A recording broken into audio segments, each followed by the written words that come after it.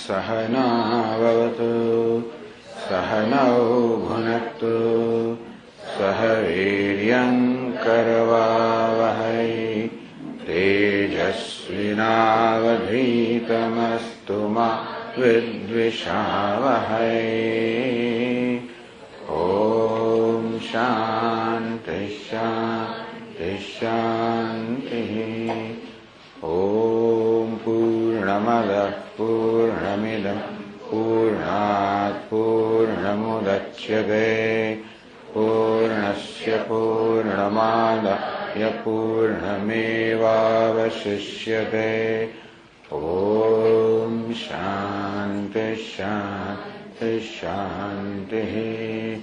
श्रुतिस्मृतिपुराणानाम् आलयं करुणालयं नमामि भगवत्पादं शङ्करं लोकशङ्करं शङ्करं शङ्कराचार्यं केशवं बादरायणं सूत्रभाष्यकृतौ वन्दे भगवन्तौ पुनः पुनः। ईश्वरो गुरुरात्मेति मूर्तिभेदविभागिने व्योमवद्व्याप्तदेहाय दक्षिणामूर्तये नमः। वासुदेवेन्द्रयोगीन्द्रम् नत्वा ज्ञानप्रदं गुरुम् मुमुक्षूणां हितार्थाय तत्त्वबोधोऽभिधीयते।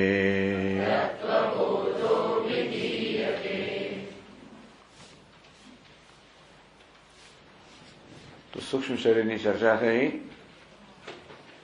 અને કહેવામાં આવ્યું કે સૂક્ષ્મ શરીર આ 17 અવયવોનું બનેલું છે। 5 જ્ઞાનેન્દ્રિયો, 5 કર્મેન્દ્રિયો, 5 પ્રાણ, મન અને બુદ્ધિ, એમ 17 અવયવોનું, 17 અંશનું, 17 ઘટકોનું બનેલું છે। એ જ બતાવે છે કે આત્મા ના હોય। આત્મા તો કોઈ અંશનો બનેલો નથી। સવારે વાત કરી તે પ્રમાણે જો કોઈ વસ્તુ અનેક અવયવોના સંયોગથી બનેલી હોય હંમેશા બનાવેલી જ હોય, એટલે કે ઉત્પન્ન થયેલી હોય, કાર્ય હોય, જન્મેલી હોય, રચાયેલી હોય, સર્જાયેલી હોય। આત્મા સર્જાયેલો નથી, રચાયેલો નથી, અંશવાળો નથી, આ કહ્યું નિરવયવ। આના તો બધા 17 અવયવો છે, આત્મા નિરવયવ છે। અંતેથી આ સૂક્ષ્મ શરીર હું ના હોઈ શકું। તદુપરાંત સવારે કહ્યું તેમ દૃગ દૃશ્ય વિવેક, એ આત્મા દ્રષ્ટા છે, અન્ય સર્વ અનાત્મા દૃશ્ય છે। તો જો આ બધી 5 જ્ઞાનેન્દ્રિયો, કર્મેન્દ્રિયો બધા વિશે આપણને જ્ઞાન હોય છે, સભાનતા હોય છે। ટૂંકમાં હું જોઉં છું એટલે આ જોવાની ઇન્દ્રિય હોય, સાંભળવાની ઇન્દ્રિય હોય, સૂંઘવાની હોય, આ બધી ઇન્દ્રિયો અને એમની પ્રવૃત્તિનું સભાન છે। તે રીતે 5 કર્મેન્દ્રિયો, વાણી હોય, હાથ પગની પ્રવૃત્તિ સભાન છે। ઇન્દ્રિયોથી સભાન છું, ઇન્દ્રિય અવસ્થાથી સભાન છું। એટલે વિવેક ચોડામણ કે આંદ્યમ માંદ્યમ પટુત્વમ છે। કોઈ ઇન્દ્રિયો જેમ કે આંખ તેજસ તેજ સતેજ હોય તો પણ હું જાણું છું, મંદ બરો ઓછું જોતી હોય તો પણ જાણું છું, અંધ હોય તો પણ જાણું છું, કાન સાંભળે છે, ઓછું સાંભળે છે, ગયા કાન નથી સાંભળતા। તો કે ટૂંકમાં આ બધી ઇન્દ્રિયોની અવસ્થાથી પણ હું સભાન છું। પગ નહીં ચાલતા સ્વામી આવે, પગની અવસ્થા હતી, હાથ ઊંચો નથી થતો એની અવસ્થા. ટૂંકમાં જ્ઞાનેન્દ્રિયો, કર્મેન્દ્રિયો, મનમાં બધી લાગણી હોય, સંકલ્પ વિકલ્પ હોય, રાગ દ્વેષ હોય, તો કે મનમાં જે બધી લાગણી હોય, ક્યારેક સુખની લાગણી, ક્યારેક દુઃખની લાગણી, ક્યારેક કરુણા, ક્યારેક પ્રેમ, ક્યારેક સંકલ્પ, ક્યારેક સંશય, આ બધી એક પછી એક લાગણીઓ જન્મ્યા કરતી હોય. હું જાણું છું, સભાન છું. બુદ્ધિ પણ વિચારોના રૂપમાં જ છે. એક અનેક પ્રકારના નિશ્ચયોના રૂપમાં બુદ્ધિમાં જોતા નિશ્ચય જન્મતા હોય, એની ચર્ચા આવશે પછીથી. બુદ્ધિમાં જ્ઞાન હોય એનાથી હું સભાન છું, મનમાં લાગણીઓ હોય એને સભાન છું. તો જે સભાન છે એ સભાનતાના વિષય કરતા જુદો હોવો જોઈએ, દ્રષ્ટા દૃશ્ય કરતા જુદો હોવો જોઈએ. તેથી આ મનના વિચારો દૃશ્ય છે. સિનેમાના પડદા પર જેમ જુદા જુદા દૃશ્યો હું જોતો હોઉં તેવી રીતે મારા મનના પડદા પર પણ અનેક દૃશ્યો જોતો હોઉં છું. મોટે ભાગે એવું થતું હોય છે કે હું દૃશ્ય બની જઉં છું, એ જુદી વાત છે. ઘણી મોટે ભાગે અંદર રહેતું નથી આવતું. ઘણી વાર સિનેમા જોતા જોતા પણ આપણે એવા એક રૂપ થઈ જતા હોઈએ છીએ કે હું કોણ છું ભૂલી જાઉં છું, હું પ્રેક્ષકો હું ભૂલી જાઉં છું, હું પેલું પાત્ર બની જાઉં છું.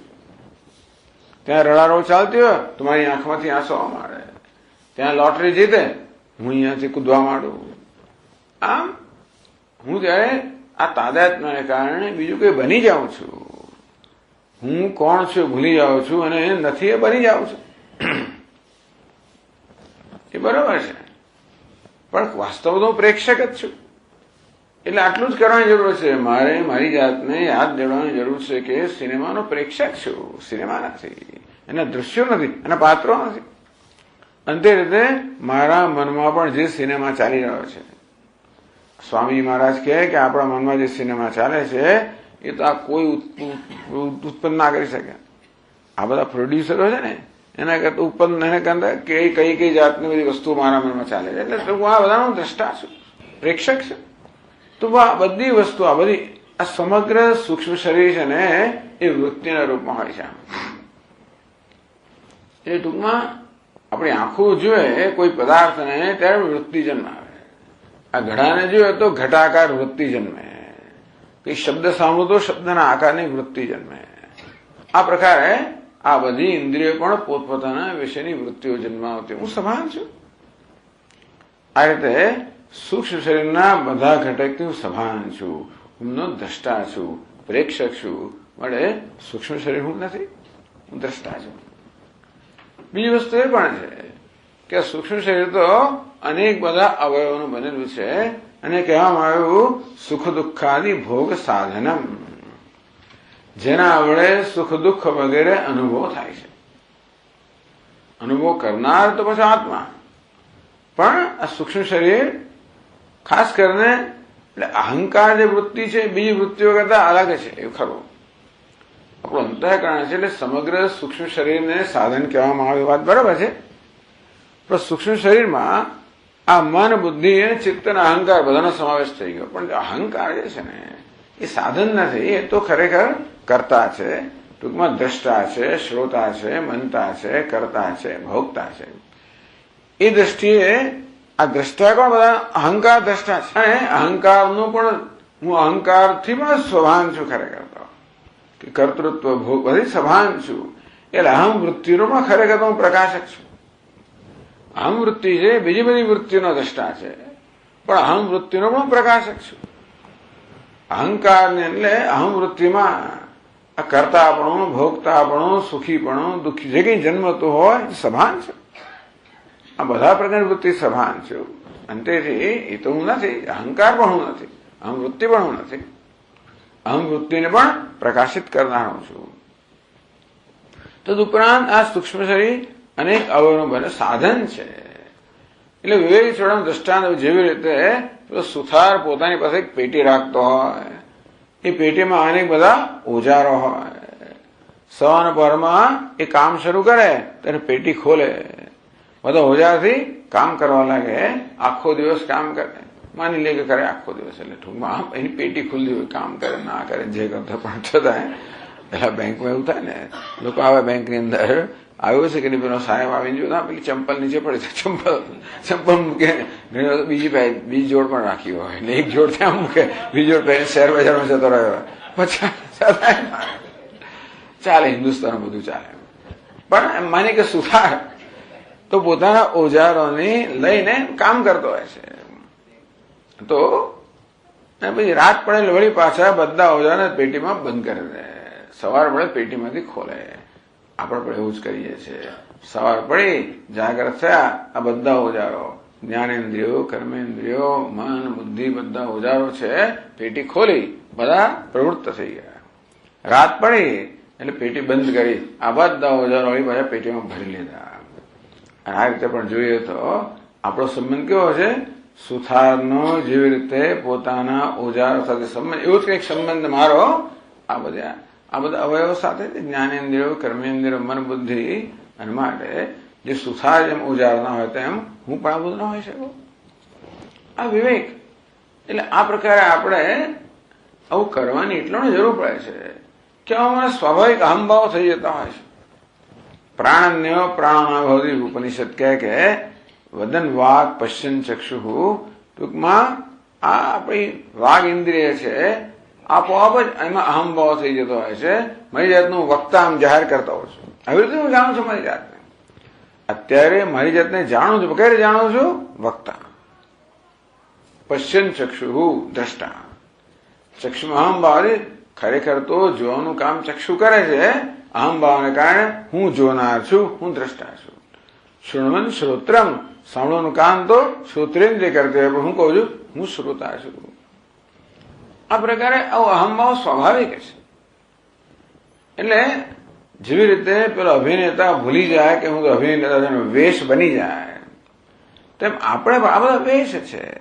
આ દ્રષ્ટા, શ્રોતા, મંતા, વિજ્ઞાતા, કર્તા, ભોગતા બધા વેશ છે. ટૂંકમાં જ્ઞાનેન્દ્રિયોમાં સાથે આપણે જયારે જ્ઞાન વ્યવહાર કરીએ ત્યારે આપણે જ્ઞાતાનો વેશ ઓળતા હોઈએ છીએ. કર્મેન્દ્રિયો દ્વારા વ્યવહાર કરીએ આપણે કર્તાનો વેશ ઓળતા હોઈએ છીએ. એમ કામ કરવામાં વાંધો નથી, અરે વક્તા હોવાનો વાંધો નથી, જ્યાં સુધી માનવ સભાનતા હોય કે આ વક્તા તો વેશ છે, બદલા કરે છે. હમણાં હું દ્રષ્ટા છું આંખો દ્વારા, શ્રોતા છું કાન દ્વારા, વક્તા છું વાગ ઇન્દ્રિય દ્વારા, વાણી દ્વારા, ગંતા છું, ચાલનાર છું, ખાનાર છું, પીનાર છું. આ રીતે મારા પોષણના ખ્યાલો બદલાયા જ કરે છે. એટલે કે સૂક્ષ્મ શરીરના જે સ્તરે અહંભાવ હોય એ પ્રમાણે મારા ખ્યાલ બદલાયા જ કરતા હોય છે. થોડુંક તો વિચારવું જોઈએ ને કે હું કોણ છું. એટલે દ્રષ્ટા હોવ તો શ્રોતા ના હોય, શ્રોતા હોવ તો કરતા ના. ટૂંકમાં જે સતત બદલાયા કરતો હોય, આ કેવું છે બધું? પેલો અભિનેતા જેમ જાત જાતના વેશ લીધા કરતો હોય, અને હમણાં રાજા કહેવાય, પ્રધાન કહેવાય, બીજો કહેવાય, એમ કરીને તેવી રીતે આ અનેક વેશ લેતો હોય છે આત્મા. બસ આટલી જરૂર છે. આપણે સ્વામી મહારાજ કહે આટલી સભાનતાની જરૂર છે કે આ બધા વેશ છે. આ વેશ જે ખરેખર ભજવે છે એને સભાનતા હોય કે હું તો વેશ ભજવનાર છું તો પછી કોઈ વાંધો નથી, ભલે ભીખ માગતો હોય. સભાન તો હું ભીખ માગનાર છું, હું તો અભિનેતા છું, તો ભીખ માગવા કામ ચાલે ને છતાં પણ એના મનમાં કશું થાય નહીં. ભલે બહારથી રડતો હોય, ભલે આમ કકડાટ કરતો હોય, આજીજી કરતો, બધું કરતો હોય ભિખારીના રૂપમાં, અંદરથી કશું નથી. કદાચ કોઈ એકાદ તમાચોમાં ખાઈ પણ લે તો એને અપમાન ના લાગે. પેલો કારણ કે નાટકની અંદર વેશ ભજવતો હોય એવું આવે, કદાચ એકાદ મુક્કો કોઈ લગાવી દે કોઈને, એવું થાય તો પણ એને એમ ના લાગે મારું અપમાન છે. જો એને સભાનતા હોય કે હું તો અભિનેતા છું, ભૂલી ગયો કે હું આ ભિખારીનો વેશ એ ભૂલી ગયો તો એ સામે મારી દે, ત્યારે ભિખારી બની જાય તો પછી ઘણી પ્રકારની તકલીફો થાય. આપણું આવું છે.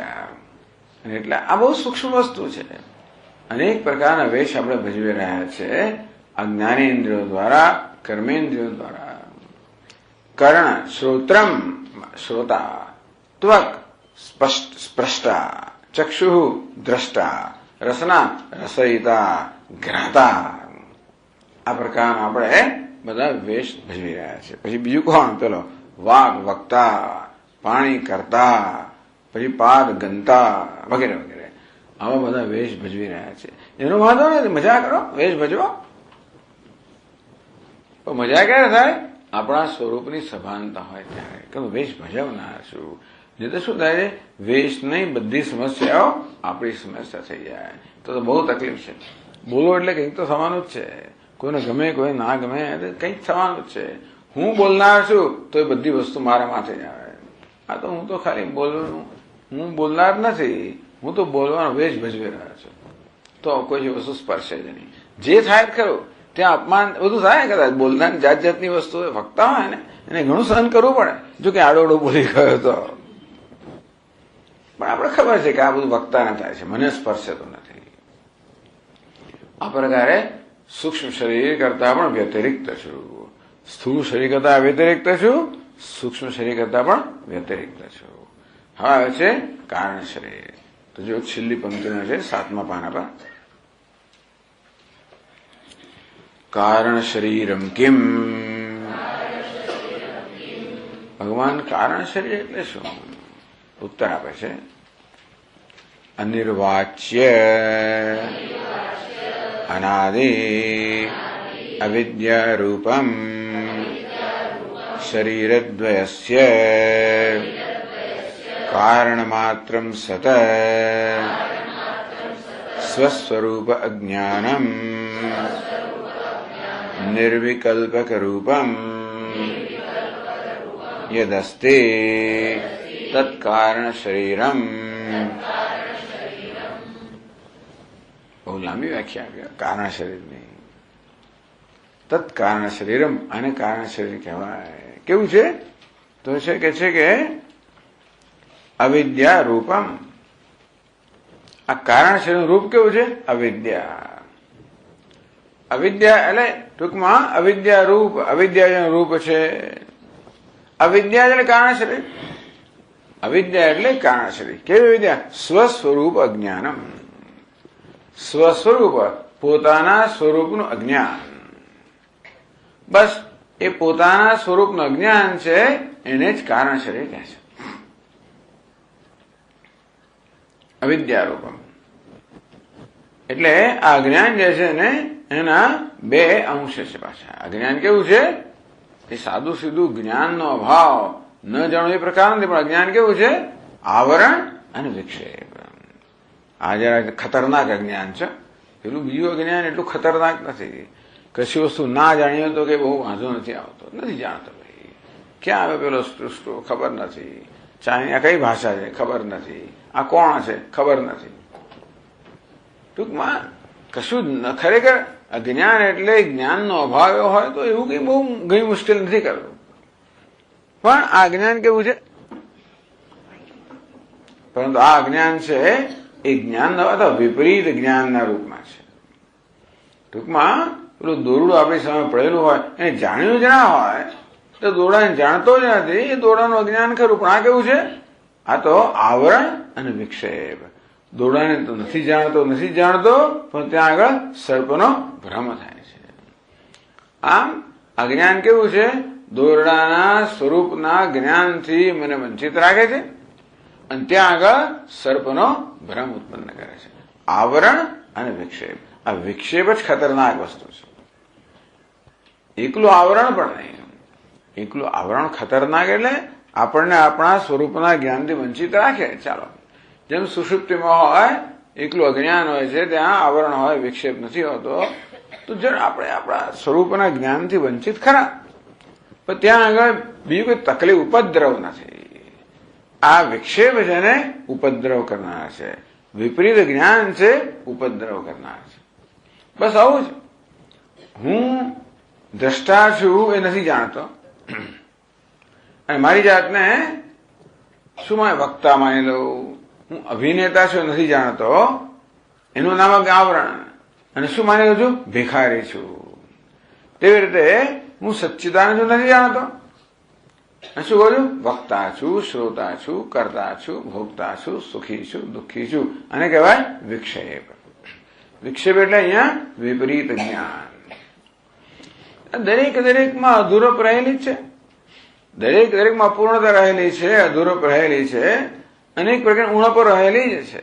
તેથી આ દરેક ખ્યાલ મને એક અથવા બીજી રીતે દુઃખ આપનારો છે જ. આમ મારી જાતને હું મહાન કહું તોય છું, મહાન કહું કે અલ્પ કહું, દીન કહું કે હીન કહું કે ચડિયાતો કહું, ઉતરતો કહું, દરેક ખ્યાલની અંદર અલ્પતા તો રહેલી જ છે. અને તેથી ક્યારે પણ ઉપાધિ સાથેના તાદાત્મ્યને કારણે ક્યારે પણ હું અલ્પતાના ખ્યાલથી મુક્ત હોય જ ના શકું. ગમે તેટલું અભિમાન ભરણ કરું, ગમે તેટલું મારી જાતને ધારો કે બીજાની ઉપર હું આરોપિત કરવાનો પ્રયત્ન કરું, બધાને પ્રભાવિત બધું કરું, હવે બધાની પાછળ હું અલ્પ છું, અધૂરો છું, ઊણો છું, જરૂરિયાતવાળો છું, અસહાય છું, દુઃખી છું, આ ખ્યાલ તો રહેલો જ છે. આનું નામ જ વિપરીત જ્ઞાન. આ જ ખરેખર આ બંને કારણ શરીર કહે છે. ટૂંકમાં આપણા મનમાં સતત આ પ્રકારનો ખ્યાલ, દુઃખીપણાનો ખ્યાલ રહેલો જ છે, જેને શોક કહેવાય કે વિષાદ કહેવાય. આ મનુષ્યના મનમાં આ શોક કે વિષાદ છે, એની વૃત્તિ તો એક ભૂમિકામાં રહેલી હોય છે, પાર્શ્વ ભૂમિકામાં.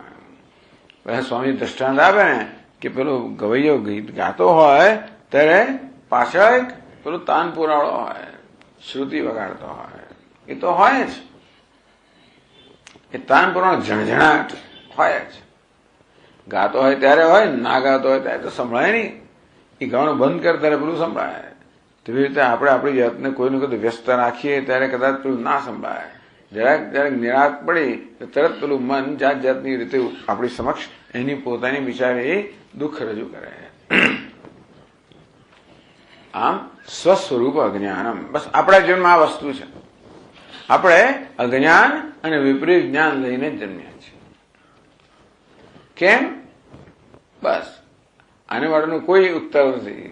તો વેદાંતમાં અજ્ઞાન કેમ છે એનો કોઈ ઉત્તર નથી. વેદાંતિ લોકો એમ કે કેમ પ્રશ્ન જ અજ્ઞાનથી જન્મે છે. અંતેથી બધા પ્રશ્ન જન્માવાનું અજ્ઞાન છે. અંતેથી અજ્ઞાનનું કોઈ કારણ નથી. અજ્ઞાન છે, માયા છે, અજ્ઞાન છે. અજ્ઞાન છે એટલું નહીં, પરંતુ વિપરીત જ્ઞાન પણ છે. અને આપણે લઈને નૈસર્ગિકો એમ લોક વ્યવહાર અહમ મમ ઇતિ, જન્મ્યા ત્યારથી હું, મારું વગેરે આ પ્રકારનો ખ્યાલ લઈને જ આપણે જન્મ્યા છીએ. એ પછી કહે છે કે અજ્ઞાન છે. આમાં એવું છે ને, અજ્ઞાન છે એવું ક્યાંથી નક્કી કર્યું? આપણા વર્તન પરથી નક્કી કર્યું. આપણું વર્તન આપણે કેવી રીતે વર્તીએ છીએ? આપણે વર્ત જાણે કોઈ જીવાત્મા હોઈએ એવી રીતે વર્તીએ છીએ. આપણે એક દિનહીન અલ્પ હસ્તી હોય તે વર્તીએ છીએ. દરેક જણને પોતાનો જે પ્રકારનો ખ્યાલ છે તે મારું સ્વરૂપ કેવું છે. ઉપનિષદ તો એમ કહે છે કે તું બ્રહ્મ છે. એટલે ખરેખર તો મને હું બ્રહ્મ જેવું જ્ઞાન હોવું જોઈએ. એ કીધું આનંદ ખરેખર તો હંમેશા આનંદ છું એવું જ્ઞાન હોવું જોઈએ. મારું હંમેશા સુખમાં નિષ્ઠ હોય એવું નથી. ટૂંકમાં મારું વર્તન જે છે એ મારા સ્વરૂપ કરતા તદ્દન વિપરીત છે. એ પછી કહ્યું કે અજ્ઞાન છે. અજ્ઞાન પણ પ્રક્રિયા છે. ટૂંકમાં કદાચ આપણને ઉપનિષદમાં અજ્ઞાન એવો શબ્દ ના મળે કે વિપરીત જ્ઞાન ના પણ મળે. આ શું છે? આ તો ઉપનિષદ જે કહે છે એ પરથી આપણે કહીએ છીએ કે અજ્ઞાન છે. એટલે શંકરાચાર્ય મહારાજે કેટલી લાંબી બધી ચર્ચાઓ કરેલી બ્રહ્મસૂત્રમાં. કોઈ અજ્ઞાન છે, અધ્યાસ છે. અધ્યાસ એટલે વિપરીત જ્ઞાન, અધ્યારોપ. ટૂંકમાં આ દેહના ધર્મનો પોતાના પર આરોપ કરો અને પોતાના દેહ જેવડો માનવો, મન જેવો માનવો, સ્થૂળ શરીર જેવડો માનવો, સૂક્ષ્મ શરીર જેવો માનવો. બસ આવી માન્યતા લઈને જ આવ્યા છે. એક વસ્તુને ઈચ્છા એના કરતા બીજી માનવાનો ભ્રમ. આવો ભ્રમ આપણે જીવનમાં હોય છે. ક્યાં રજ્જુને બદલે આપણે એને સર્પ માની લઈએ કે છીપોલીને બદલે ચાંદી માની લઈએ, એવું બનતું હોય છે. કોઈ વ્યક્તિ માટે ભ્રમ જન્મે ઘણી વાર. એકને બદલે બીજું આપણે લાગે એવું માની લઈએ આપણે. ઓ આ છે, મને એમ કે આ તો શિવાનંદ ભાઈ, આ તો નહીં, તપોવન મહારાજ છે, એ ફલાણા. ટૂંકમાં એકને બદલે બીજું થાય. ઘણી વાર મને તો 1000 વાર થતું હશે કે આપણને એટલે ક્યાંક કોઈ જોયું ને લાગે કે આ ઘણી વિચાર કરવો પડે. પેલો કે હું તો કેલિફોર્નિયામાં ફલાણી જગ્યાએ મળેલો સ્વામી, કેમ છો? બહુ સારું છે. બીજું વધારે શું કહીએ? તેથી અથવા ક્યારેક જોઈને એમ લાગે કે આનું જાણું છું, તો બીજી જ વસ્તુ હોય. આ રીતે એકને બદલે બીજું સમજવું એવું જરાય આપણા જીવનમાં અસામાન્ય ના થાય. આમ દોરણાને બદલે ત્યાં સાપનો ભ્રમ થયો કે છીપોલીને બદલે ચાંદીનો ભ્રમ થયો, એક વ્યક્તિને બદલે બીજી વ્યક્તિનો ભ્રમ થયો, એમાં કશું, એમાં કઈ અસાધારણ નથી. રોજની વસ્તુ છે, સાધારણ વસ્તુ છે. એ બધી શંકરાચાર્ય મહારાજ કહે છે કે માનવીના જીવન પણ આવું કશું જ છે કે આપણે પોતે છીએ એના કરતા જુદી રીતે જાણીએ છીએ. એનું કારણ એવું શા રીતે તમે કહો છો? કારણ કે એ તો શાસ્ત્રને પ્રમાણ માને છે. તો વેદાંત લોકો શાસ્ત્રને પ્રમાણ માને. શાસ્ત્ર એટલે ઉપનિષદ. વેદાંત નામ ઉપનિષદ પ્રમાણ છે. ટૂંકમાં હું કોણ છું એ જણાવવા માટે ઉપનિષદ પ્રમાણ છે, મારી બુદ્ધિ પ્રમાણ નથી. ઉપનિષદ કહે છે તું બ્રહ્મ છે, એટલે હું બ્રહ્મ છું. ઉપનિષદ કહે છે એકમેવા દ્વિતીયમ નેહ નાનાસ્તિ કિંચન.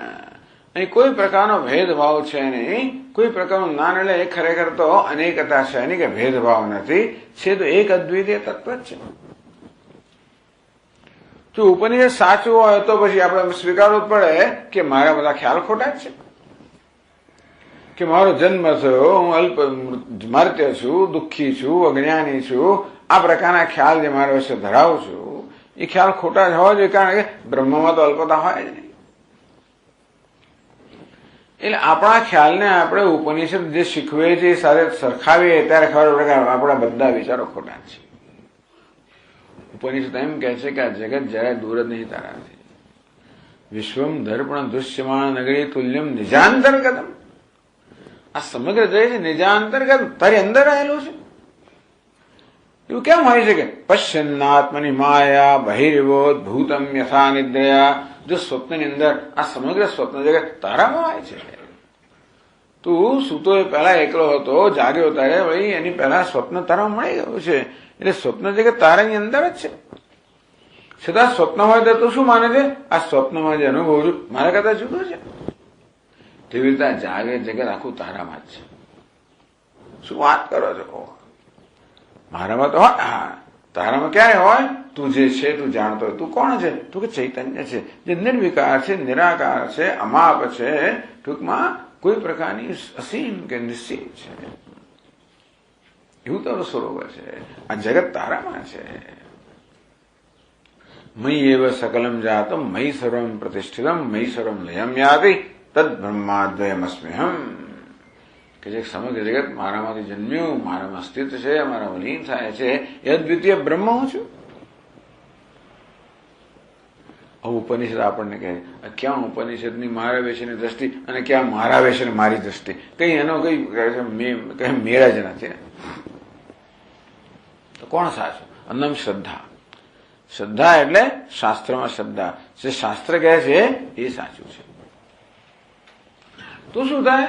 તો આપણે આપણા બધા ખ્યાલને પછી તપાસવા માંડે કે હું જે મારા વિશે વિચારું છું એ પ્રકારે વિચારવા માંડે. મારી પાસે ખરેખર કઈ વાજબી કારણો છે કે ખાલી માની ઘણી વસ્તુ માની લીધેલી વિચારીએ જ નહીં કે આ માન્યતામાં મારી માન્યતા છે એની પાછળ ખરેખર કારણ છે કે નહીં, બસ માની લીધેલું છે. તો એવી રીતે દુનિયા માની લીધેલું. કેટલા વર્ષો સુધી, હજારો કે આ સૂર્ય પૃથ્વીની આસપાસ ફરે છે, માની લીધેલું. વિચારવું નહીં કોઈ દિવસ.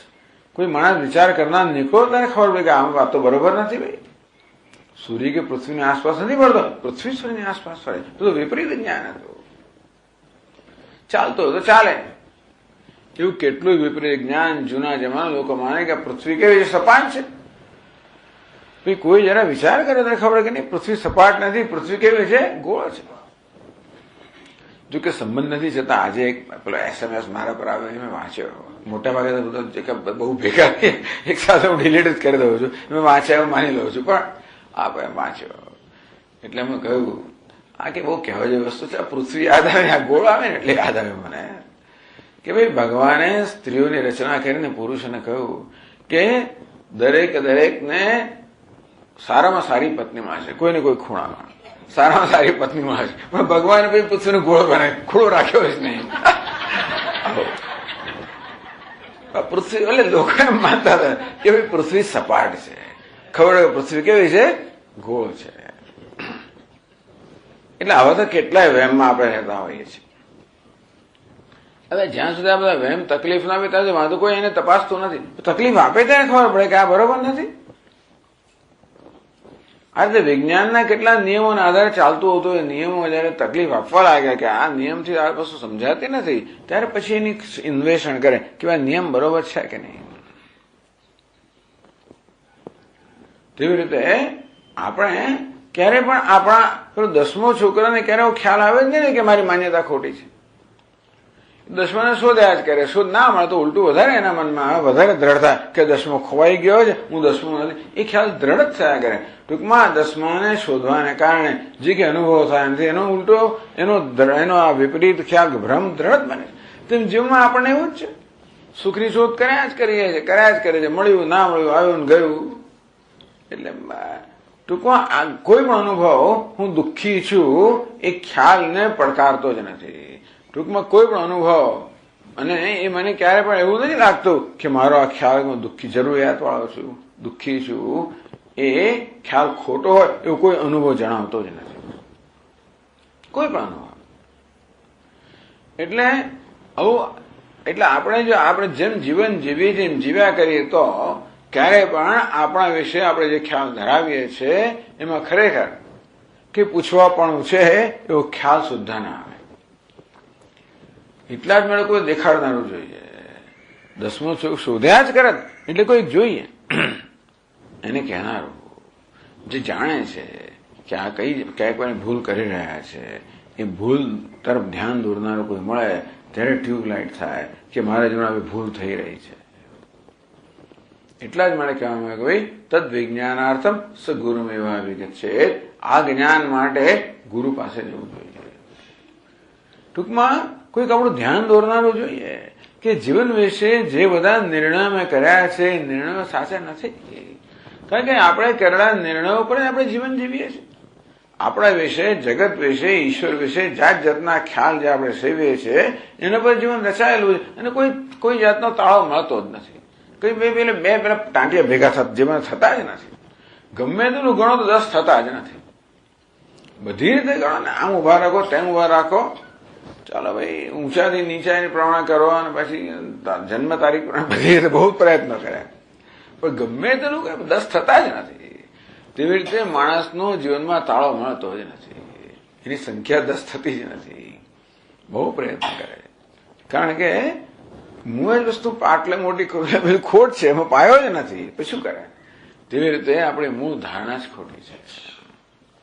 આ કોઈ જરાય સામાન્ય વસ્તુ નથી. ખરેખર તો વિચારો આ ભગવાને કરીને આપણે છોડી દીધા. આપણને આંખે પાટા બાંધ્યા, ગોળ ગોળ ફેરવ્યા અને છોડી દીધા કે જા ભાઈ, જો પેલા માટલા વાળી મીઠાઈ ભરી છે મોક્ષ નામની, તમે તોડો, પેલું આમ જાય પેલો પેલી બાજુ જાય, હવામાં વીજ્યા જ કરે. સ્વસ્વરૂપ અજ્ઞાનમ, પોતાના સ્વરૂપનું અજ્ઞાન એટલે પોતાના વિશેના બધા ખોટા ખ્યાલ. ક્યાંથી જન્મ્યા? આ સ્થૂળ સૂક્ષ્મ આ બંને દેહની અંદર અહંભાવ કરવાને કારણે આ બધા ખ્યાલ જન્મ્યા. એવું કેમ છે? બુદ્ધિનો સ્વભાવ જ છે. બુદ્ધિનો સ્વભાવ છે કે જે અનુભવ થાય એના વિશે કશો ને કશો નિર્ણય લેવો હોય, અને તેથી પોતે કોણ છે જાણતી નથી, જે નથી એને હું માની લે છે. આવું કેમ છે? બસ આવું છે. આનું નામ અજ્ઞાન. સ્વસ્વરૂપ અજ્ઞાન એટલે સ્વસ્વરૂપ વિશેના આ બધા વિપરીત ખ્યાલ જે સ્થૂળ અને સૂક્ષ્મ શરીરમાં અહંભાવને કારણે જન્મેલા છે. અનમ કારણે આ બધા ખ્યાલ ભેગા હોવાને કારણે શરીર થાય. એને કારણે કેટલા રાગ દ્વેષ જન્મ્યા, વાસનાઓ જન્મી, આ બધાનો કારણે શરીરનો સમાવેશ થઈ જાય છે. જે બધું લઈને આપણે જતા હોઈએ છીએ. સ્વસ્વરૂપ અજ્ઞાન અવિદ્યા રૂપમ, અવિદ્યાના કારણે શરીરનું સ્વરૂપ કેવું? અવિદ્યા જ છે. કઈ અવિદ્યા? પોતાના સ્વરૂપની અજ્ઞાન રૂપે. અનાદિ, આ ક્યાંથી ચાલે છે? અનાદિ. એનું એટલે આદિ એટલે કારણ, અનાદિ એટલે જેનું કારણ જ નથી. અવિદ્યા કેમ છે? બસ છે. ક્યારથી છે? હંમેશમાં, પહેલેથી જ છે. પહેલેથી એટલે શું? અનાદિ. શું કહેવાનું? આદિ જ નથી. એટલે જયારે આવું પ્રશ્ન પૂછવામાં તો લોકો જરા લોકો ઉત્તેજિત થઈ જાય છે કે ભગવાન જગત કેમ સર્જ્યું. આપણે વેદાંતિ લોકો આવો ઉત્તર આપે, બધા ઉડાવ જવાબ આપે. ભાઈ એનું કોઈ કારણ નથી. છે આ જગત કેમ છે? બસ છે. આવું કહે એટલે પેલો એટલો બધો ગુસ્સે થાય કે એને બિચારા બહુ મુશ્કેલી છે જીવનમાં. એ કંઈક શોધવા માંગે છે ઉત્તર જ આપણે આપીએ નહીં ને, ઉડાવ જવાબ આપીએ. બસ એ દેવશૈષ સ્વભાવ એમ. બસ ભગવાનનો સ્વભાવ જ છે કે જગત રૂપે આવી રીતે દેખાવું. બસ ભગવાન એકનો સ્વભાવ છે, અનેક રૂપે ભાષું. પણ શું કરવા? બસ સ્વભાવ છે. સ્વભાવનું કોઈ કારણ હોય જ નહીં. અગ્નિ કેમ ગરમ છે? બસ સ્વભાવ છે. ઉપરથી વસ્તુ નીચે કેમ પડે? સ્વભાવ છે, એનું કારણ નથી. તેવી રીતે આ ભગવાન આવો કેમ છે? એ જ છે પણ અનેક રૂપે કેમ ભાષે છે? સ્વભાવ છે. દેવશૈષ સ્વભાવ એમ. એનું કોઈ કારણ નથી. આત્મકામસ્ય કા શું કામ ભગવાન કર્યું? કોઈ કારણ નથી. લોકો બિચારા કારણ આપવા જાય ને ફસાય. વેદાંતિને કોઈ કારણ આપે આવું છે, હું નથી માનતો, ના માનીશ. કારણ કે જે છે તો છે, દેખાય તો છે ને, ના માનવાનો સવાલ જ ક્યાં છે? એટલું ખરો કે આ જે દેખાય છે, આ જે અનુભવ એ દેખાવ છે. અનેકતા એ સાચી નથી, એક છે એ અનેક રૂપે ભાસી રહ્યો છે. શ્રદ્ધાનો સવાલ છે એટલા માટે કે તો પછી આ કઈ રીતે આપણે સમજવાનો પ્રયત્ન કરી સ્વીકારીએ તો પછી ત્યાં આપણે હતા ત્યાં રહી જઈએ. ના આવું કેવી રીતે છે? આ શાસ્ત્ર કહે છે માટે આમાં કઈ હોવું જોઈએ ખરું. શાસ્ત્ર કહે છે કે અનેકતા નથી, એકતા સાચી છે. તો એમ કેમ હોઈ શકે? તો શ્રદ્ધા હોય તો આપણે આવી રીતે એને સમજવાનો પ્રયત્ન કરીએ. બસ આટલી જ આપણી અપેક્ષા છે કે શાસ્ત્રના જે વાક્યો છે એને સમજવાનો પ્રયત્ન કરો. કારણ કે આપણી માન્યતા કરતા જુદું છે માટે એને તિરસ્કાર ના કરો, એ સમજવાનો પ્રયત્ન કરો. અવિદ્યા એટલે આવરણ અને વિક્ષેપ. આવ્યા એને અવિદ્યા કહેવાય. અનેક પ્રકારના બધા ભ્રમ. કોના વિશે? પોતાના વિશે. એને કારણે જગત વિશે, એને કારણે ઈશ્વર વિશે. કારણ કે જગતનો આપણો ખ્યાલ આપણા પોતાના પર જ આધારિત છે. તમે જોજો, હું અંદરથી ખુશી હોય બધા મને સારા જ લાગે. ઘણો સવારના પરમાં ખુશ હોય છે આપણે, ગમે તે કારણ હોય. રાતમાં સારી ઊંઘ આવી હોય કે કંઈક સારું વસ્તુ સાંભળી હોય, કંઈક ભજન કંઈક કાને પડી ગયું હોય, કંઈક સરસ વસ્તુ યાદ આવે, ખુશ હોઈએ. બધું આપણા એકદમ પ્રસન્ન લાગે. શું સ્વામીજી આ તો છે કે આહા. અને સવારમાં કંઈક બીજું એવું ટેલિફોન આવી ગયો કે કંઈક માથાકૂટ થઈને મૂળ જતો રહ્યો, તો ભાઈ ક્યારે પૂરું થવાનું છે એમ પણ કે. એટલે આ વસ્તુ આપણે જોઈએ છે કેવું છે એની દ્રષ્ટિ આપણી શાના પર આધારિત છે? આપણા પ્રત્યેની કેવી દ્રષ્ટિ છે એના પર આધારિત છે. ટૂંકમાં જગત વિશેનો મારી જે સમજ છે કે ખ્યાલ છે એ મારી પોતાના વિશેની સમજ કે ખ્યાલ પર રચાયેલા હોય છે, અને ભગવાન વિશે પણ. એટલે વેદાંત શાસ્ત્ર કહે કે ભાઈ આત્માને જાણો તો બધું જણાઈ જશે. આત્મા જાણવાથી હે મૈત્રી આ બધું જણાઈ જશે. ટૂંકમાં વિદ્ય સિદ્ધ સર્વ બધા સંશયો જતા રહેશે. કોઈ સંશય રહેશે નહીં કે જે છે ભગવાન જ છે. અરે આવો તો ભગવાન એ પ્રશ્ન નહીં રહે. આવો એટલે કેવો? ના ભગવાન તો અમુક હજુ છે એ તારો આગ્રહ જ જતો રહેશે. ટૂંકમાં ભગવાન બધા વિશેના આગ્રહ જતા રહેશે. પરંતુ અનાદિ એટલે એનો આદિ નથી. ટૂંકમાં અજ્ઞાનનો આદિ હોતો નથી. હું ક્યારથી ચાઇનીઝ ભાષા જાણતો નથી, ક્યારે નહોતો જાણતો. એવું નહીં કે 15 વર્ષથી નથી જાણતો એવું કહેવાય. એને પેલા જાણ્યું નથી. આ રજ્જુ સર્પ આ દોડો અજ્ઞાન ક્યારથી છે? 10 મિનિટ પહેલા એને પેલા જાણતો તો નથી જાણતો. એટલે અજ્ઞાનનો કીધું આરંભ હોતો નથી. એ કેવું છે? અનાદિ છે પણ શાંત છે. જો અંધકાર હોય ને, અંધકાર ક્યારથી હોય? એનો આદિ હોય જ નહીં. પ્રકાશ આવે અંધકાર જતો રહે ખરો. અંતે રીતે અવિદ્યાનો આરંભ નથી, પણ વિદ્યા કે જ્ઞાન આવે છે એનો અંત છે. એટલું આશ્વાસન, મહાન આશ્વાસન છે. બાકી સામાન્ય નિયમ તો એવો છે કે જે અનાદિ હોય એ અનંત હોય. અનાદિ એટલે એનું કારણ નથી. વસ્તુનો નાશ ક્યારે થાય? કારણ દૂર કરો તો કાર્ય દૂર થાય. તો સામાન્ય નિયમ છે. તંતુ દાહે પટ દાહ. તમારે કપડાને બાળવું હોય તો તંતુને બાળો તો કપડું બળી જાય. આમ બીજને તમે શેકો, બીજને દૂર કરો તો અંકુર દૂર થઈ જાય. કારણ દૂર થાય તો કાર્ય દૂર થાય. પણ અવિદ્યા કેવી છે? અનાદિ છે, એનું કારણ નથી. એટલે કારણ ન હોય તો દૂર ક્યાંથી કરો? એટલે કોઈ દૂર જ ના થાય તો એટલે અનંત થઈ જાય. તો અનાદિ જે વસ્તુ એ અનંત હોવી જોઈએ. એવું બધા કહે છે. આવી બહુ દલીલો બધી થાય છે બધી. તો શું કરે વેદાંતિ? એનું શું ઉત્તર આપે? જો અવિદ્યાનું કોઈ કારણ હોય જ નહીં અને કારણ દૂર થવાથી કાર્ય દૂર થતું હોય તો પછી અવિદ્યાને દૂર કોણ કરી શકે? તો વેદાંતિ શું કે ખબર છે કે જો ભાઈ વસ્તુને દૂર કરવી ને તો વિરોધી વસ્તુ લાવવી. ધરો ઉંદર છે, બિલાડે લઈ આવો તો ઉંદર જતા રહેશે. તેવી રીતે અંધારો છે, એનો વિરોધી કોણ? પ્રકાશ છે, લઈ આવો તો દૂર થાય. એટલે વિરોધી લાવવાથી પણ દૂર થઈ જાય. કારણ એવું નહીં, જરૂર નથી. વિરોધી લઈ આવો. અજ્ઞાન વિરોધી કોણ છે? જ્ઞાન. એના માટે અજ્ઞાન દૂર થઈ શકે. ભલે અનાદિ રહ્યું છતાં પણ એનું વિરોધી છે.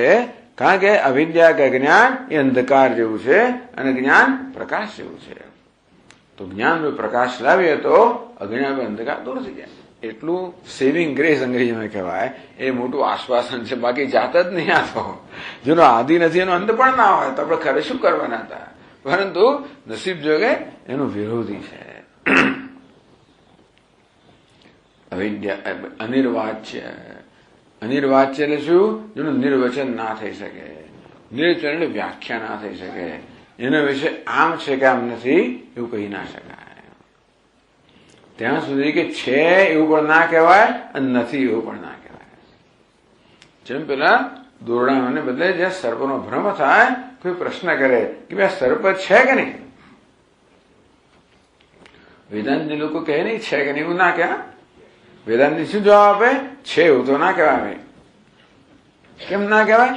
જો હોત તો પછી આપણે ટોર્ચ લાઇટ બતાવી તો રહેતું નથી. હોત તો સાપ હોત જ તો રહ્યો જ ને. એ સાપ હોત તો ટોર્ચ લાઇટ તો સાપ રહ્યો જ ને. પણ નથી રહેતો માટે હોત તો રહ્યો હોત. નથી રહેતો માટે છે એમ તો ના કહેવાય. તો નથી એમ કહેજો એવું પણ અમે નહીં કહીએ. છે એમ નથી કહેતા. સાપ તો નથી તો નથી એમ ના કહેવાય. કે ના હોત તો અનુભવમાં વિષય અનુભવાયો જ ના હોત ને. એટલે સત છે ન બાધ્યેત, અસત છે ન પ્રતીયત.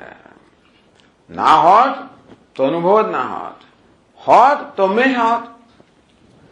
કારણ કે એનો બાધ થાય છે.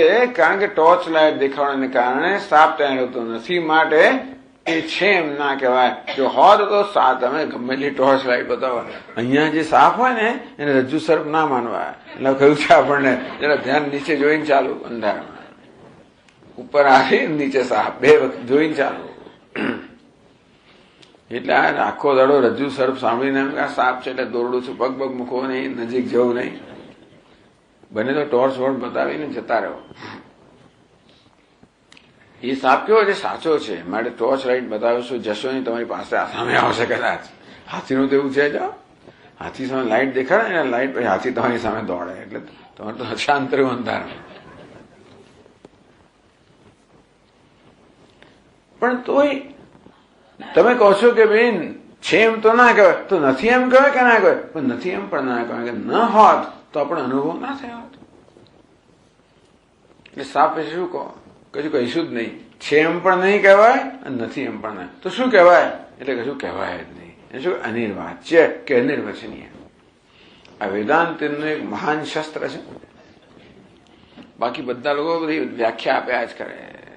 બધા ભલભલા લોકો વ્યાખ્યા આપ્યા જ કરે કે સાપ કેમ દેખાયો, પેલો સાપ ત્યાં છે અહીં દેખાય છે, પેલો આમ જાત જાતની બધી એ લોકો આ રજ્જુનો સાપ કેમ દેખાય ત્યાં આગળ એના ઘણા બધા આવી રીતે એ લોકો સમજને વ્યાખ્યાઓ આપે. સત્ખ્યાતિના સત્ખ્યાતિના અન્યથા ખ્યાતિ વગેરે ખ્યાતિ. વેદાંત શું કે અનિર્વચનીય ખ્યાતિ. ટૂંકમાં અનિર્વચનીય એટલે આ શું છે કહી શકાય નહીં. આ તો સર્પનું દૃષ્ટાંત આપ્યું. પણ સર્પનું સર્જન તો થયું છે અજ્ઞાનમાંથી ને. આવરણમાંથી વિક્ષેપ ને આવરણ કોને કહેવાય? રજ્જુનું જ્ઞાનનું નામ આવરણ, એમાંથી સર્પનો ભ્રમ એટલે વિક્ષેપ. આ વિક્ષેપ જન્મે છે એમાંથી? આવરણમાંથી. પણ સર્પ કેવો છે? અનિર્વચનીય છે. પણ એનું કારણ અવિદ્યા અનિર્વચનીય હોવી જોઈએ. નહીં તો પછી સર્પ એવું કારણ હોય જ કાર્યમાં આવે ને. અવિદ્યા કેવી છે? અનિર્વચનીય છે એમ પણ ના કહેવાય, નથી એમ પણ ના કહેવાય. અનિર્વાચ છે, અનાદિ, અવિદ્યા રૂપમ.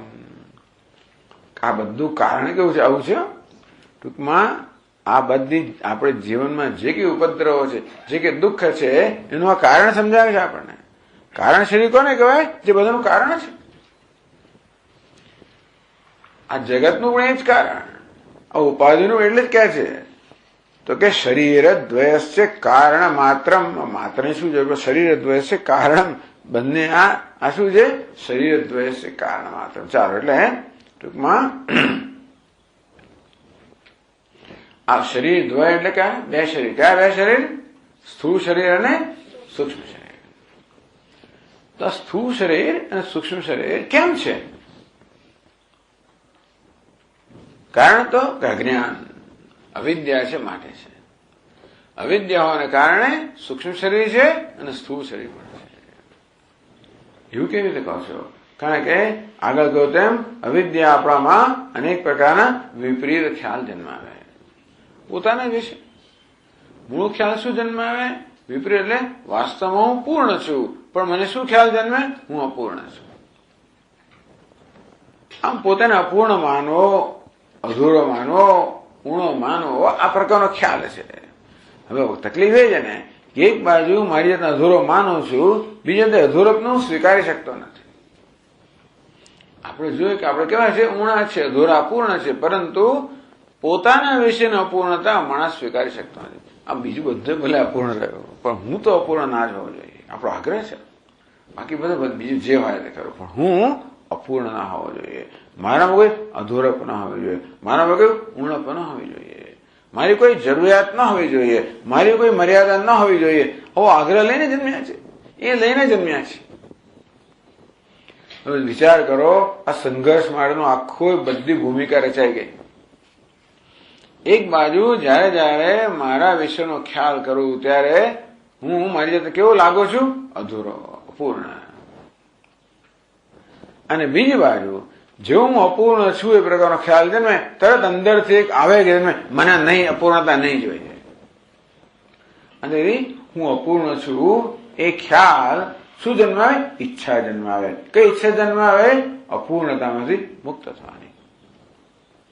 અવિદ્યા કામ. અવિદ્યામાંથી આ કામના જન્મે. બધી કામનાની પાછળ આપણે ઘણી ચર્ચા કરી. બધી જ ઈચ્છાની પાછળ એક જ ઈચ્છા છે, કઈ? મોક્ષની છે, મુક્ત થવાની. શેને મુક્ત થવાની? અપૂર્ણતામાંથી મુક્ત થવાની ઈચ્છા. એ અપૂર્ણતા એટલી બધી ચાલે છે ને કે નાનામાં નાની વસ્તુ આપણે ખૂંચે છે. કશું ના હોય તરત ખૂંચે. શું ખૂંચે? હું ખૂંચું. મને કશું ના આવડે તરત હું અધૂરો છું, ના ચડાય અધૂરો છું, કંઈક મારી ઈચ્છા પૂરી ના થાય અધૂરો, તરત યાદ આવે. આવી રીતે જયારે કશું ધાર્યું ના થાય તો તરત જ મને પેલો કોમ્પ્લેક્સ, પેલી ગ્રંથિ, જો હું અધૂરો છું એટલા માટે, અપૂર્ણ છું, આવો છું એમ કરે અંદર આખી પેલી એક શું થાય? એક વાર્તાલાપ ચાલુ થાય, કકળાટ ચાલુ થઈ જાય. ટૂંકમાં બહાર આપણા જે કઈ અનુભવ હોય એ બધા અનુભવ છેવટે એક જ વસ્તુ જે છે એની જ ખાતરી કરતા લાગે છે, મને ખબર જ છે હું અધૂરો છું એટલે જ આમ થયું. અને આ રીતે જેમ પેલા 10મા છોકરો ગમે તેટલું શોધે તોય પણ હું 10મું નથી એ ખ્યાલ દૂર કરવાનું કશું બનતું નહીં. તેવી રીતે કોઈ પણ અનુભવ થાય પણ એમાં હું અપૂર્ણ છું એ ભ્રમ દૂર થાય એવું ક્યારે બનતું જ નહીં. જે કંઈ બને છે અપૂર્ણતાના ભ્રમને ખરેખર વધારે દ્રઢ બનાવનારું જ નીકળે છે. એ કશું પણ આપણને જ્યાં કઈ નિરાશા જન્મી, કોઈ અપેક્ષા પૂરી ના થાય, કશું ધાર્યું ના થયું, અને તો 1000 વાર થવાનું જ છે ને, તો તરત બધાનો છેવટે સજા કોણ થાય? મારી જાતને હું સજા કરું, હું અધૂરો છું, પૂર્ણ છું, અપૂર્ણ છું. આ તરત ઈચ્છા જન્મે મુક્ત થવું છે. આ મારા મનમાં સતત સંઘર્ષ ચાલતો હોય. કોની સાથે? મારી પોતાની સાથે. એ જ સંઘર્ષ બહારના બધા સંઘર્ષમાં પરિણમતો હોય છે. એટલે આ ઈચ્છા જન્મી, ઈચ્છા સાથે હું રહી ના શકું. ઈચ્છા કીડા જેવી છે. કાનમાં કીડો પેસી જાય, સળવળ કયા કરતો હોય અને બધું અસ્વસ્થ બની જાય. તેવી રીતે આ મનમાં કોઈ પણ ઈચ્છાનો કીડો સળવળતો હોય, હું અસ્વસ્થ બની જાઉં. અને તેથી કીડાને કેમ દૂર કરવો, તેવી રીતે આ મનમાંથી ઈચ્છારૂપી કીડાને કેમ દૂર કરવો, એક જ મારી પહેલી જ પ્રાયોરિટી. એક જ વસ્તુ કે એને છૂટવું કેમ. આ ઈચ્છા એક મારી બોજ રૂપ છે. જો મનમાં જન્મે એટલે એને મારો બોજ ના જન્મે, મુક્ત એમાંથી છૂટવું કેમ, મુક્ત કેમ થવું. હવે ઈચ્છા મુક્ત બીજું કોઈ રીત હું જાણતો, એક જ રીત જાણું છું, ઈચ્છાને પૂરી કરીશ તો જતી રહેશે. એક જ રીત જાણું છું અને મારી ઈચ્છા જન્મી એને પૂરી કરવી. કમનસીબે ઈચ્છા પૂરી થઈ પણ અપૂર્ણતા ગઈ નહીં. ઈચ્છાનું કારણ રહી જતું હોય. ઈચ્છાનું કારણ કયું છે? અપૂર્ણતાનો ખ્યાલ. અપૂર્ણતા નહીં, અપૂર્ણતાનો ભ્રમ કે અપૂર્ણતાનો ખ્યાલ થાય છે. ઈચ્છા પૂરી થાય કરે. મારે શું જોઈએ છે? લાખ રૂપિયા જોઈએ છે. ઈચ્છા પૂરી થઈ પછી હું જોઉં હું અને હું વત્તા લાખ રૂપિયા એટલે શું? પાછો અધૂરો. મારે મિનિસ્ટર બનવું છે, ચાલો બન્યો. હું વત્તા મિનિસ્ટર પાછો અધૂરો.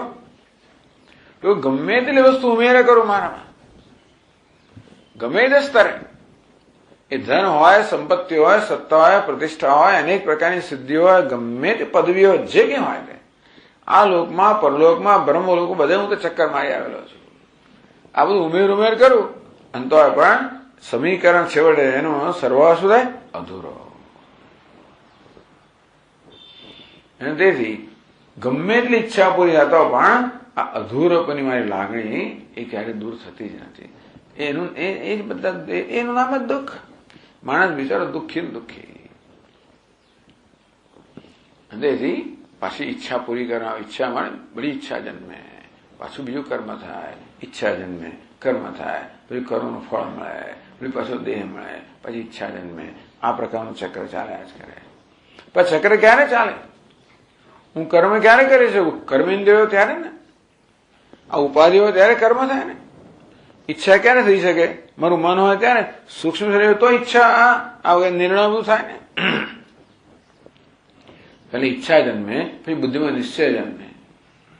પેલા સંકલ્પ છે ને, નિશ્ચય જન્મે, પછી કર્મ થાય. સંકલ્પ માટે મન જોઈએ, નિશ્ચય માટે બુદ્ધિ જોઈએ, કરવા માટે કર્મેન્દ્રિય જોઈએ. આ સ્થૂળ સૂક્ષ્મ શરીર હોય તો જ આ બધું થાય. એટલે અજ્ઞાનને કારણે જે આ અપૂર્ણતા કે અધૂરપની લાગણી જન્મી, એ લાગણીમાંથી મુક્ત થવા માટે આપણને આ જોઈએ, સૂક્ષ્મ શરીર જોઈએ અને સ્થૂળ શરીર પણ જોઈએ. એટલે કહ્યું શરીર દ્વયસ્ય કારણ માત્ર. ટૂંકમાં બે શરીરનું અવિદ્યા સિવાય કોઈ કારણ જ નથી. આ જગતનું કારણ નથી. આપણા જેમ બે શરીર છે ને એમ ભગવાનના બે શરીર છે. સમષ્ટિ સ્થૂળ શરીર, સમષ્ટિ સૂક્ષ્મ શરીર.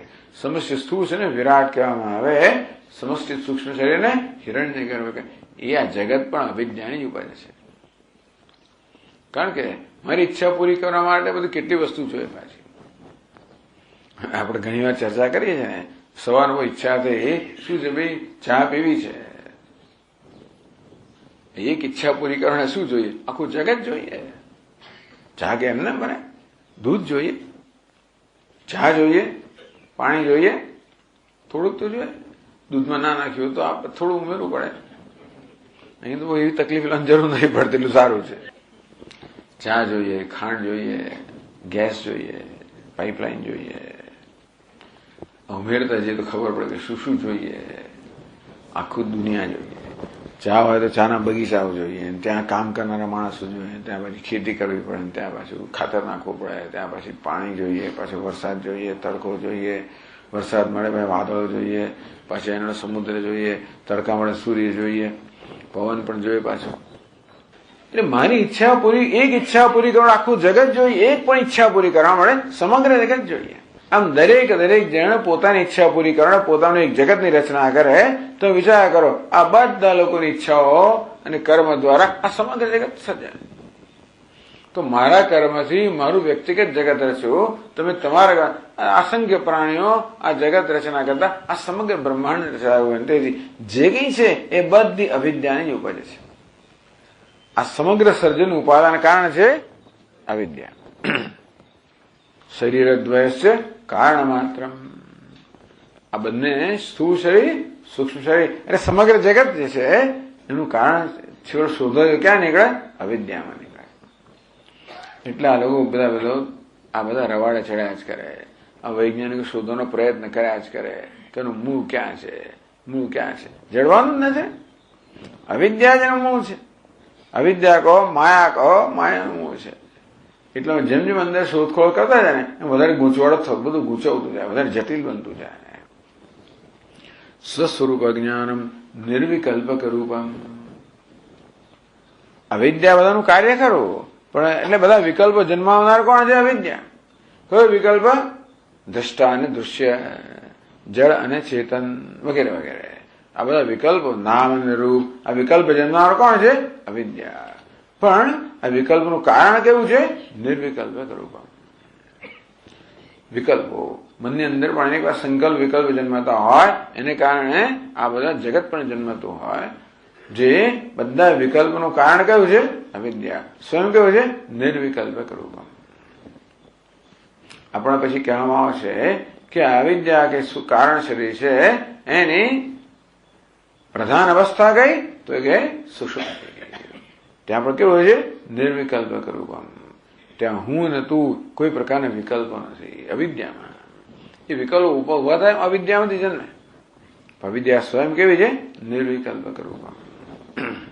એ દસ્તી તત્કારણ શરીર. આવું જે છે એ કારણ શરીર ગયું. એને કેમ કારણ શરીર ગયું? કારણ કે બધી વસ્તુનું કારણ, બધા દુઃખનું કારણ, બધા સર્જનનું કારણ, બધી ઈચ્છાઓનું કારણ, બધા કર્મનું કારણ, બધા કર્મફળનું કારણ, આ સમગ્ર સંસારનું કારણ, જન્મ મૃત્યુના ચક્રનું કારણ, વ્યક્તિગત સર્જનનું કારણ, સમષ્ટિ સર્જનનું કારણ. એટલે જ કહે ને સો કામાયતા બહુશ્યામ પ્રજાએતી. જગતના સર્જન વખતે ભગવાનના મનમાં વિચાર જન્મ્યો હું બહુ બની જાઉં. એને શું કામ એવું સૂજ્યું? અવિદ્યા. ભગવાનને પણ આવું કરાવડાવે. એટલે ઉપનિષદ વર્ણન કરે કે સૃષ્ટિના પ્રારંભમાં ઈશ્વરના મનમાં આવો સંકલ્પ જન્મ્યો બહુશ્યામ, હું બહુ બની જાઉં, પ્રજાએ હું જન્મ લઉં. અને ભાઈ સૂર્ય આરામથી પણ નહીં. ભગવાનના આરામથી ના સુવાદે કોણ? અવિદ્યા. કેમ? એટલે ઉઠાડે ને, નહીં તો એ તો એની શેષ આપણે ઊંઘતા હોય છે, એમને ઉઠવું પડે. ના ઉઠતા આપણે ઉઠાડીએ ને. કેમ આપણે ઉઠાડીએ? કારણ કે આ બધા જીવોની જે બધી સુષુપ્ત ઈચ્છાઓ હોય છે, જે પ્રલય સમયે સુષુપ્ત હોય, એ ઈચ્છાઓ છેવટે આપણે જમીનની અંદર પેલું બીજ રોપીએ ને તો થોડો વખત ત્યાં રહે, ધીમે રહીને પછી ફૂટે. એમાંથી શું પડે? અંકુર ફૂટે. તેવી રીતે આ બધી ઈચ્છાનું બીજ છે એ સુષુપ્ત અવસ્થામાં છે, પ્રલયમાં. એનો સમય થાય ને એટલે ભાઈ એ પોતે જાતે વ્યક્ત કરવા માટે ઉત્કંઠા એમાં આવે. એટલે ભગવાનને ઉઠાડે કે ઉઠ, એમાં ઈચ્છા જન્માય. સો કામ હતા બહુશ્યામ. આ ભગવાનની ઈચ્છા જન્માવે હું બહુ બની જાઉં. એટલે પછી આ બધું સર્જન કર્યું, પાછો પ્રવેશ કર્યો, પછી સંસાર ચલાવ્યો.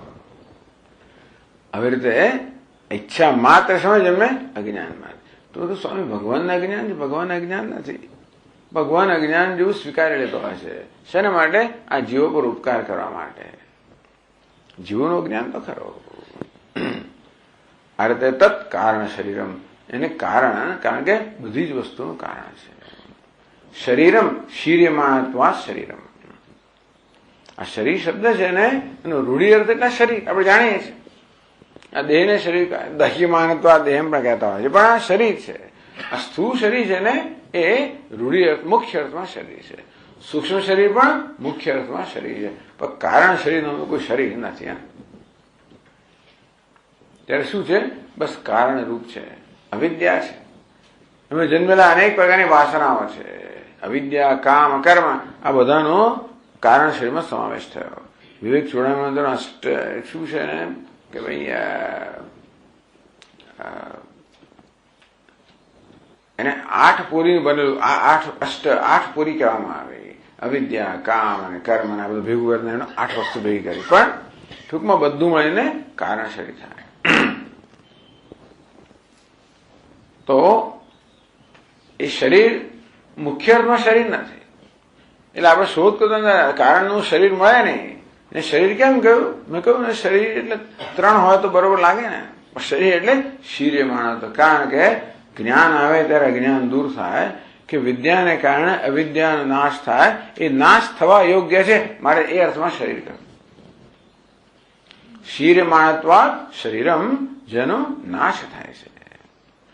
એટલે કયો અર્થ છે? યૌગિક અર્થ, ડેરિવેટિવ મિનિંગ. આ કેવો છે? રૂઢિ અર્થ. સ્થૂળ સૂક્ષ્મ શરીર એ રૂઢિ એટલે મુખ્ય અર્થમાં શરીર છે, જયારે કારણ શરીર માત્ર યૌગિક અર્થમાં શરીર છે. શિર્યમાણત્વાદ એ સ્થૂળ શરીર, સૂક્ષ્મ શરીર. આ કારણ શરીર પર હું નથી, હું અજ્ઞાન નથી. હું કોણ છું? અજ્ઞાનનો ભાષક છું. ખરું કે નહીં? હું નથી જાણતો એ પણ જાણું છું. કઈક વસ્તુ ન જાણતો હોય કે ચાઇનીઝ ભાષા નથી જાણતો, હું જાણું છું કે નથી જાણતો. આમ નથી જાણવા પ્રાણે પણ જણાવનાર છે હું, એ ચૈતન્ય.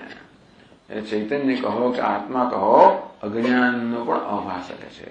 માટે હું અજ્ઞાન પણ નથી, સ્થૂળ શરીર પણ નથી, સૂક્ષ્મ શરીર પણ નથી, કારણ શરીર પણ નથી. સ્થૂલ સૂક્ષ્મ કારણ શરીર વ્યતિરિક્ત. સ્થૂળ શરીર, સૂક્ષ્મ શરીર અને કારણ શરીર આ ત્રણની વ્યતિરિક્ત એવો આત્મા, એવો હું છું. કેવો છું? જ્ઞાન સ્વરૂપ છું, ચૈતન્ય સ્વરૂપ છું. સ્વામીજી, તમે જ્ઞાન સ્વરૂપ તો અજ્ઞાન ટકે કેવી રીતે? આ ઘણો પ્રશ્ન થાય. તમે કહો આત્મા તો જ્ઞાન સ્વરૂપ છે અને અજ્ઞાન ટકે કેવી રીતે? એ જ તો તકલીફ છે ને. જ્ઞાન 2 પ્રકારનું છે. એક જ્ઞાન એવું છે જે અજ્ઞાનનો વિરોધી નથી, અજ્ઞાનને પ્રકાશિત કરનારું છે. બીજું જ્ઞાન કેવું છે? અજ્ઞાનનો વિરોધી છે. તો જ્ઞાન સ્વરૂપ હું કેવો છું? એ જ્ઞાન કેવું છે? અવિદ્યાનો પ્રકાશક છે. અંતેથી આપણે શું કરવું પડે? આપણે વૃત્તિ જ્ઞાન, એમાં કહ્યું ને, એનો વિરોધી જોઈએ.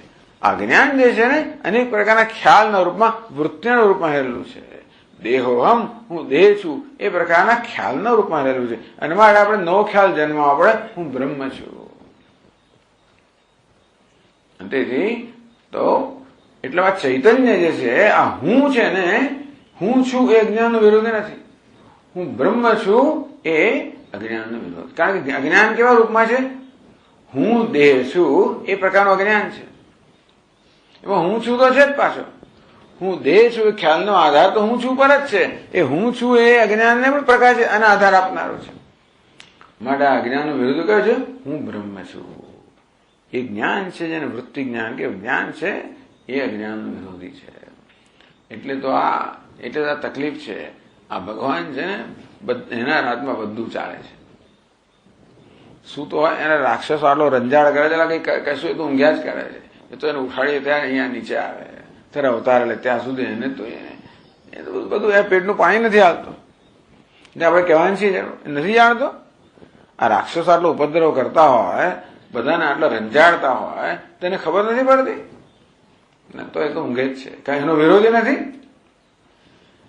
આ દુષ્ટનો વિરોધી ક્યારે થાય? પરિત્રાણાય સાધુના વિનાશાય દુષ્કૃતામ, એવું ક્યારે બને? એ તો અવતાર લે ત્યારે.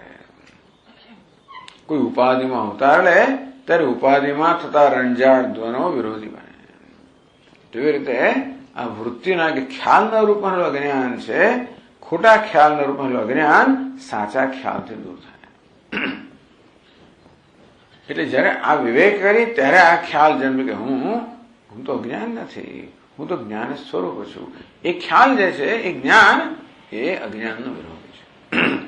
સ્થૂલ સૂક્ષ્મ કારણ શરીરાત વ્યતિરિક્ત, આટલો હું છે એ આ રીતે સમજાવવામાં આવ્યો. પછી કહેશે કે પંચકોશાતીત અવસ્થાત્રય સાક્ષી. અવસ્થાત્રય સાક્ષી જે છે એની ચર્ચા પછી કાર્ય કરશું.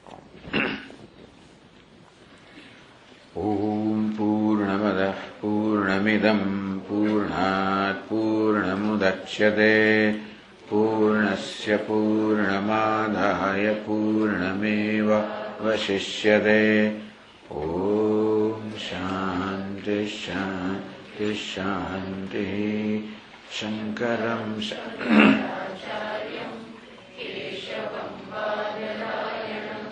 સૂત્રભાષ્યકૃતૌ વંદે ભગવन्तૌ પુનઃ પુનઃ.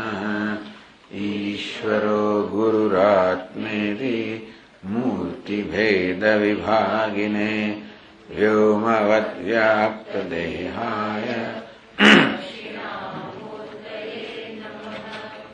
ॐ शान्तिः शान्तिः शान्तिः।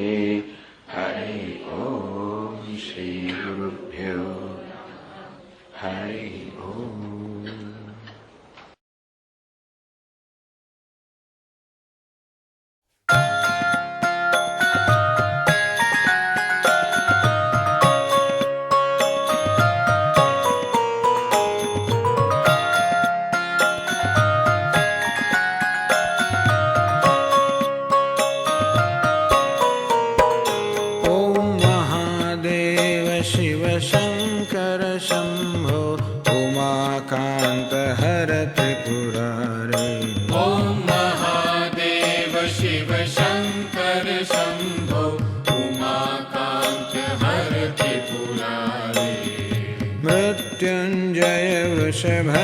वृषभध्वजशूलिन गंगाधर मृडमदनारे। मृत्युंजय वृषभध्वजशूलिन गंगाधर मृडमदनारे। हर शिव शंकर गौरीशं वंदे गंगाधरमीशं। हर शिव शंकर गौरीशं वंदे गंगाधरमीशं। रुद्रं पशुपतिमीशानं कलये काशीपुरीनाथं। रुद्रं पशुपतिमीशानं कलये काशीपुरीनाथं। जय शंभो शिव गौरी शंकर जय शंभो। जय शंभो शिव गौरी शंकर जय शंभो। जय शंभो शिव गौरी शंकर जय शंभो। जय शंभो शिव गौरी शंकर जय शंभो। ओम महादेव शिव शंकर शंभो उमाकांत हर त्रिपुरारे। ओम महादेव शिव शंकर शंभो उमाकांत हर त्रिपुरारे। मृत्युंजय वृषभध्वज शूलिन गंगाधर मृडमदनारे। मृत्युंजय वृषभध्वज शूलिन गंगाधर मृडमदनारे। हर शिव शंकर गौरीशं वंदे गंगाधरमीशं। हर शिव शंकर गौरीशं वंदे गंगाधरमीशं। रुद्रं पशुपतिमीशानं कलये काशीपुरीनाथं। रुद्रं पशुपतिमीशानं कलये काशीपुरीनाथं। जय शंभो शिव गौरी शंकर जय शंभो। जय शंभो शिव गौरी शंकर जय शंभो। जय शंभो शिव गौरी शंकर जय शंभो। जय शंभो शिव गौरी शंकर जय शंभो। ओम महादेव शिव शंकर शंभो उमाकांत हर त्रिपुरारे। ओम महादेव शिव शंकर शंभो उमाकांत हर त्रिपुरारे। मृत्युंजय वृषभध्वज शूलिन गंगाधर मृडमदनारे। मृत्युंजय वृषभध्वज शूलिन गंगाधर मृडमदनारे।